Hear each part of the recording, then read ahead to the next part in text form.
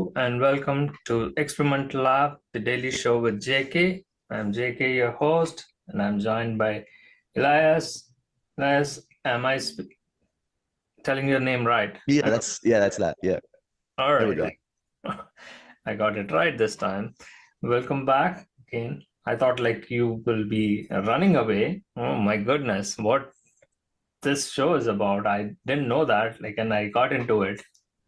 I don't want to Listen, do this. I if there's anything running going on, it's only to the fridge to fill right back up and get right back in front of the microphone. I am all in. All I right. enjoy this kind of stuff. What's the topic for today? Wonderful. Yeah, it's a nice day out today. Again, I wanted to ask few questions to you. Like, again, this is too early, right? Don't take me wrong. So, what is your understanding so far, right? So, we are doing so many things, and also particularly on this show, we are trying to uncover or expose the corporate crimes. That is the whole experiment behind. And our team is on the Hmm. back, and they will jump in and they will give us an update on what is happening. But apart from that, as a general audience, right, or any new person who views our videos or join us, from your standpoint, what do you think? Hmm. Um, I think that the topic of revealing corporate crimes is generally played quite well, and it needs to be done more. Like even over the past few decades, it's been a recurring theme that people distrust corporations, and more people are becoming aware that corporations exist solely to make money. Like some people, some liberals have this notion that corporations exist to help people, and then there are some libertarians who are like, free market corporations will just do what's best for people. They want what's best in mind for all human beings. No, corporations will do whatever they can. It's a matter of the interaction between individual human greed, systemic kind of breaks in the system, where if there's an individual loophole or even something illegal that's more easy than not to get away with, that's likely what'll happen. Uh, Even if it's a relatively large opening, as we've seen with FTX, it was such a huge oversight that they were just using funds for whatever they wanted instead of, following regulations that have to do with holding people's money. But they got away with it for some time until they were found out, just because there was very little oversight into that. It's similar for a lot of large corporations. We see corporations like Amazon, Walmart, think of any large corporation, Apple, Facebook, Twitter. We are seeing these corporations now make such vast mistakes but at the same time treat people so badly. We're seeing tens of thousands of layoffs. And my belief is part of a corporation's responsibility is to treat its employees well, and just laying people off to downsize in such an immediate fashion is immoral, to say the least, because people rely on working for that company for income. At that size, you can't just think about profit. You have to think about people. In business, give me a second. Most of what's taught is just business, but there was something touched on, which I'm glad they touch on, and they should do more, which is business ethics. And they should definitely teach that more, and maybe make it a little bit more well known to a lot of these CEOs. But one thing that companies apparently need to be forced to focus on, hey Kitty, is the triad of people, place, profit, which is like, you can't just focus on profit, on making money. You have to focus on the people and the environment that your business is involved in. Maybe we just need more objective metrics and measurements for those to force companies to hold themselves to account, because otherwise all we have is the profit and the stakeholders, and number go up, beep, beep, beep, beep, beep. Great. It's a very specific measurement, and there's complexities and all that. But if you're not measuring human happiness, if you're not measuring environmental impact, you can't hold these companies to account. The largest, don't take my word for it, take it with a grain of salt, but the largest recipient of government resources from even while working are Walmart employees. Then there's Amazon employees who are treated awfully. People who work for these companies are treated so terribly, and they still have to receive government benefits because they don't even receive enough to live on. This is part of a new cultural shift. People are becoming more aware. This show, what I believe as it can contribute to that, whether or not y'all are going to have journalists in the background really revealing those secrets from behind the scenes, whether we're going to reveal the next FTX is one thing, but making more and more people aware of how companies really do not give a single F about them and are only in it for the money changes people's mindsets. Oh, companies are only in for the money. In that case, why does our system and why do the structures look like this? Why did this happen? Why does this look like this? Why is the government working with companies like this? Why do government subsidies look like this? And it gets people to think about that entire range of injustices when faced with such a prevalence of corporations really just taking the fullest advantage of they can of human beings and the systems we have in place. So something massive needs to change, something structural. And however many problems we can talk about, I don't mind going into however many corporate crimes there are, or even just immoral acts, showing that off to people really reveals the depth of the problem. And I think that's valuable. I was going to stop you, but then anyway, like I wanted you to finish your thoughts. But here, right, correct me if I'm wrong, I'm trying to play the devil's advocate. What is wrong in making profit? As you said, right, the corporate companies are meant to do that. Their business model is to make profit. And it's not about people, right? The government and the system is there, which can take care of the people. And to your point, if they are being treated awful, why do they continue there? They can quit and move on, right? They can find something else. What do you have to say to that? Oh man, there's so much there. I can give a quick intro to that. So let's take it from my perspective. Before that, I see like we can inform to our audience there'll be a cat roaming around here and there. Eli is like a cat person. I'm a dog person. My cat's name is Shadow. All right. That'll be fun. Like people will be wondering, like, what is this ghost going on here? Yeah. I think, Siva, did you have an answer to that question before I go into my lengthy diatribe? If you are listening and if you are there, again, hopefully, Siva, if you want to answer that, go ahead. All right. I can jump in with my perspective on that then. So, this gets into the topic of capitalism as a whole, right? It gets into the interaction between, social structures, economic structures, individual motivations. So let's start from there.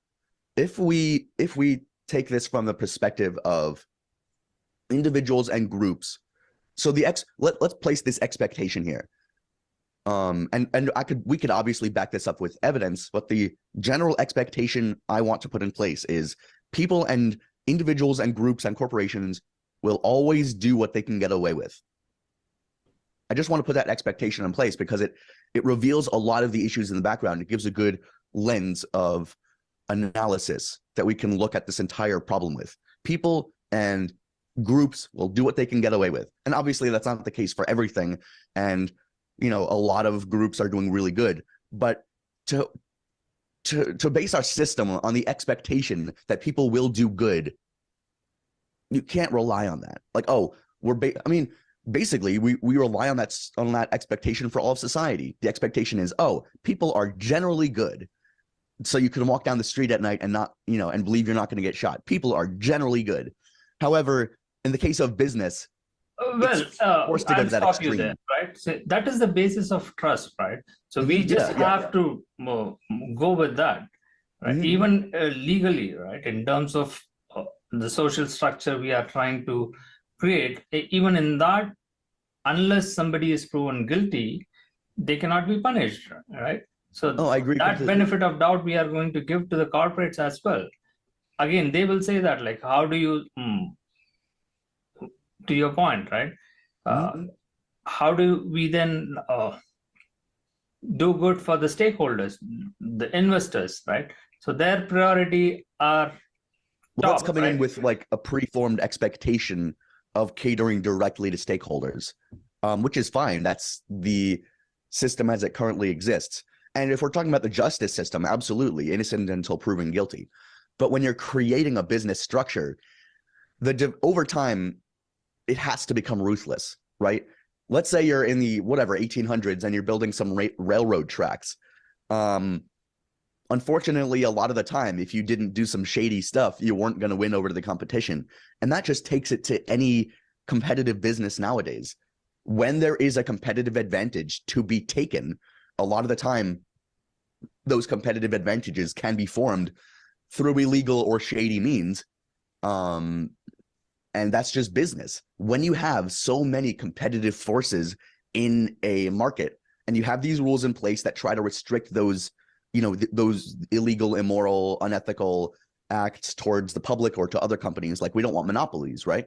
And we try to put these structures in place to limit them, but they always find the cracks because these are businesses. Their entire purpose as they're formed is to make profit. So they ingeniously find ways to make money at the expense of whatever they can. If it's an individual and they might commit a crime, yes.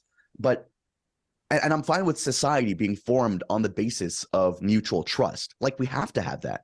That's something I would want to have. If I have a neighbor, I want to be able to knock on their door, borrow some salt or whatever. I want to be able to walk down my street at night without worrying about anything happening. Unfortunately, in the case of business, it's a little bit isolated for that just because of people in business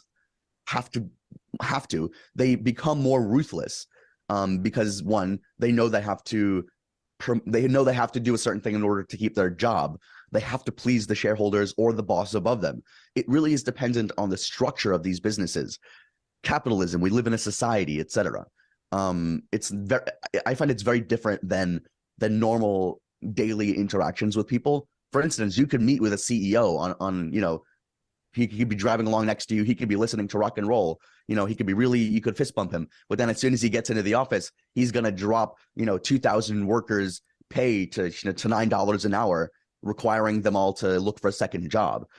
It's really a dichotomy. It's split because they can be really nice people, but as soon as they get into business, as soon as they make those business decisions, they could be hurting a lot of people, and they could isolate their emotions. They can isolate, their self from those actions and make excuses for it.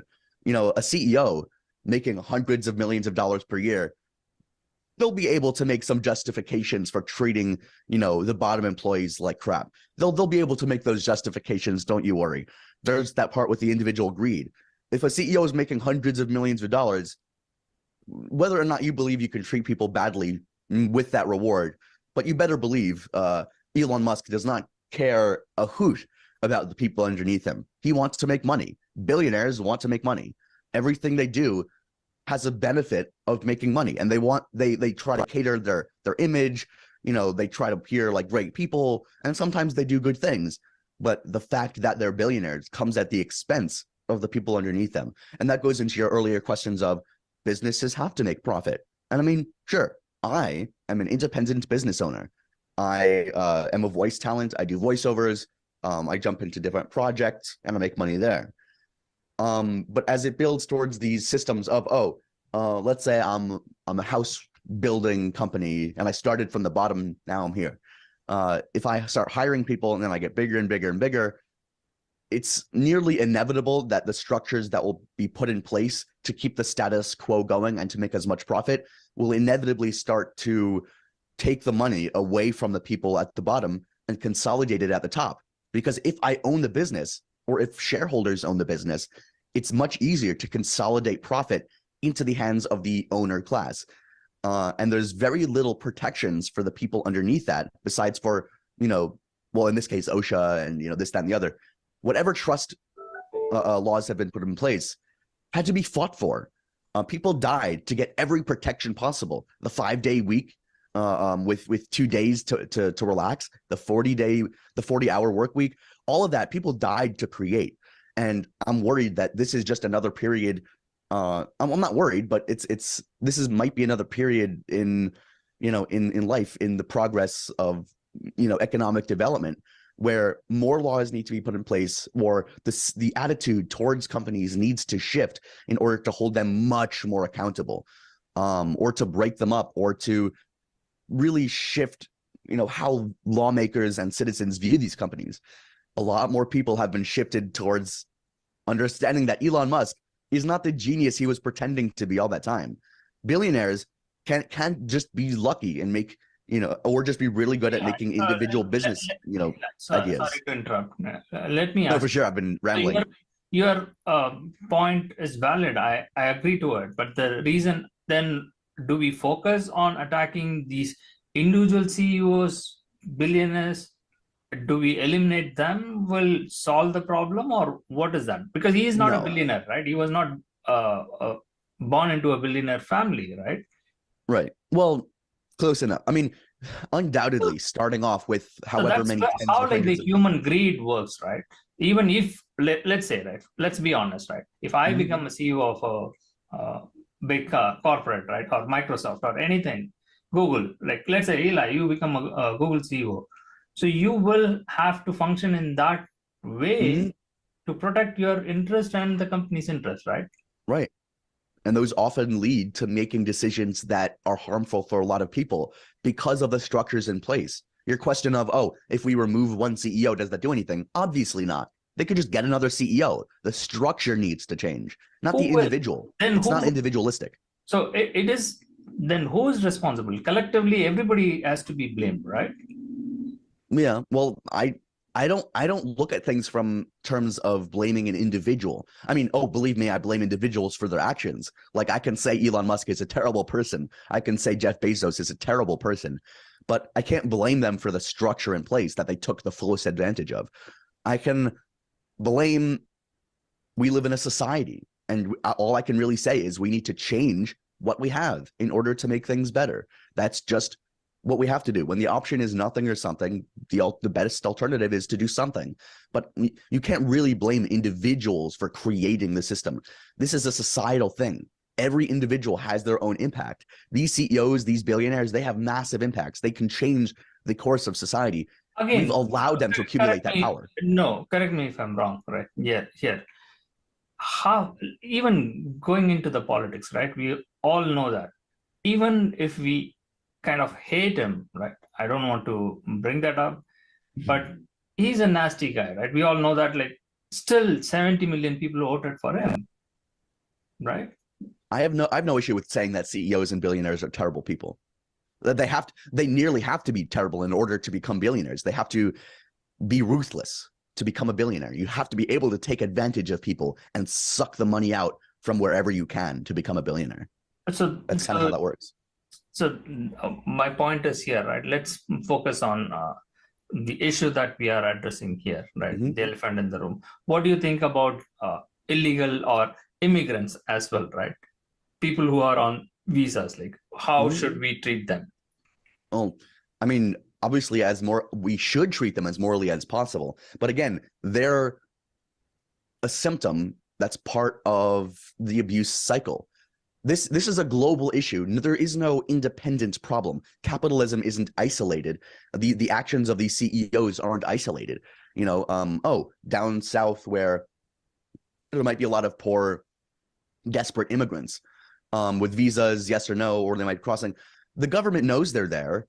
Companies know they're there. They know they'll work for cheaper. And then what do you get? Tens of thousands, hundreds of thousands of migrants who are willing to do cheap work and are taken advantage of because companies want to save as much money as possible.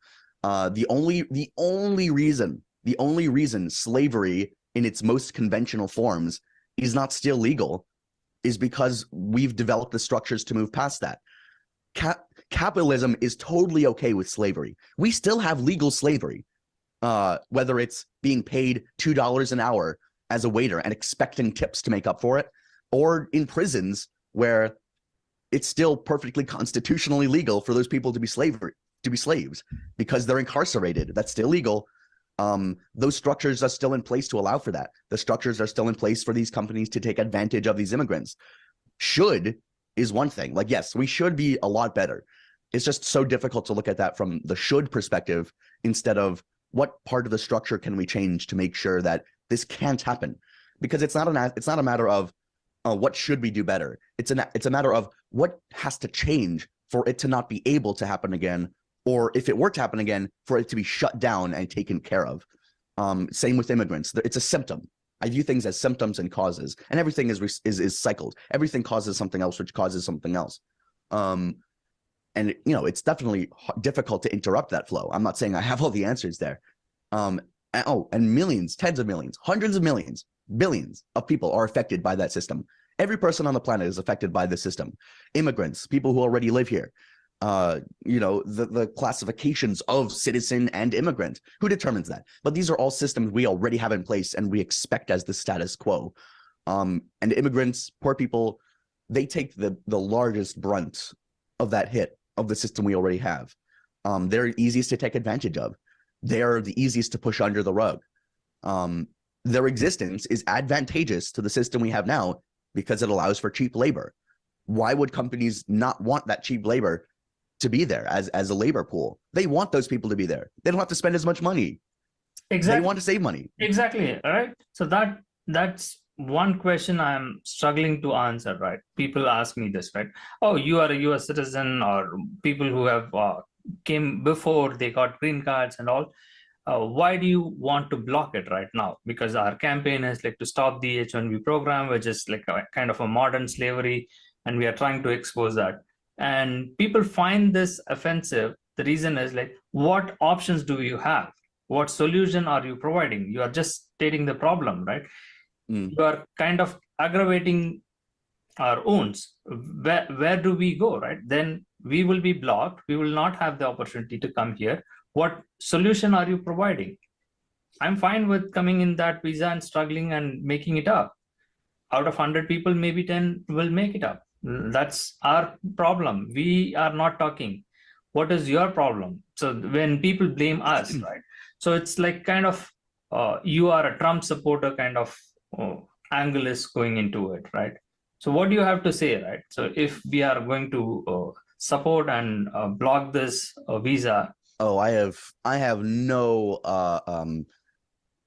belief that it's possible to work with Trump supporters to solve this issue.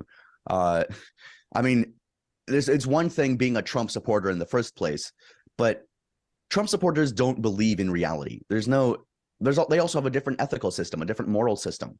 They are fully invested into the system as it is. Liberals are also very invested. As progressives, as leftists, we want to change the system, but a lot of people don't even think that the system is broken as it is, and it's hard enough to convince them that as it is. As individuals, you and I are more suited to being ethically minded. We are not part of the corporations. We are not forced to cater to shareholders, et cetera, but we are still not able to bring a solution all the way into action, right? All we can do as individuals is contribute the tiny amount that we can. And obviously people with larger audiences can spread a message more easily. Ultimately, I don't know what the end all solution is. I mean, I think we should listen to experts, political experts, economic experts, philosophical, psychological, sociological. This is a wide-ranging issue with its little influences across all of society. Capitalism is not exactly the easiest thing to change. And when people talk about changing capitalism, there's decades of work, of investment that has gone into the system as it is. It's not even easy changing one thing, let alone the entire structure. You hear stories of an injustice that just takes decades or years just to resolve. Let's say it's just someone going to jail for a crime they didn't commit. They could be in that jail for decades. They could be in prison for decades. And that single injustice to solve could take forever. Imagine trying to restructure all of society. It's a massive problem. I don't have the answers to that. I don't claim to be an expert. I think spreading the message, is a solution in order to bring more awareness. I myself received, a message from other commentators. I listen to political commentators. I say, oh, he has a solution and they have a solution. They're talking about this problem. I've become more aware. So it's not just spreading the message, it's spreading the notion that we should be working to fix this problem. If anyone as an individual watcher has any influence, you have a Snapchat, you have a TikTok, you have an Instagram, spread a message of we need to change this problem. It's the same thing with unionizing. Unions can only succeed when culturally we support them as an institution. And obviously unions have problems, but they're vastly better than corporations having all the power. So we need to, I think as this platform and as individuals, what we can do is spread the message, partner with other leftists or activists who are able to have their influences in different areas to change minute things, vote, talk about these solutions, have experts on, contribute to projects that might need help, help in your local area. There is always people who in need in your local area. Sometimes that's all we can do, is help the people around us. We are just individuals. We are not massive corporations with all this power. I don't really know the answer to that, but that's what the existence of this kind of activism is for. True. I cannot agree more to that. With that being said, we will continue this conversation again. All right, everyone. Thanks for watching. Remember to check out our profile to see more videos. Give this video a like, subscribe to see more, hit that bell notification, and you'll always be notified when we upload. We are going to do so many more things. We're going to partner. We're going to do all these talks. I'm going to talk a lot. I always talk a lot. So remember to stay tuned. Leave a comment how you think this went, and we'll see you next time. Perfect. And that's where the experts come in, and he's an expert in hosting the show. Maybe this show will be changed to the Daily Show with Elias, right? That can happen in the down. All right. I'm flattered. So we might have some exciting news coming up. Watch out for the channel and see you all again. Bye for now.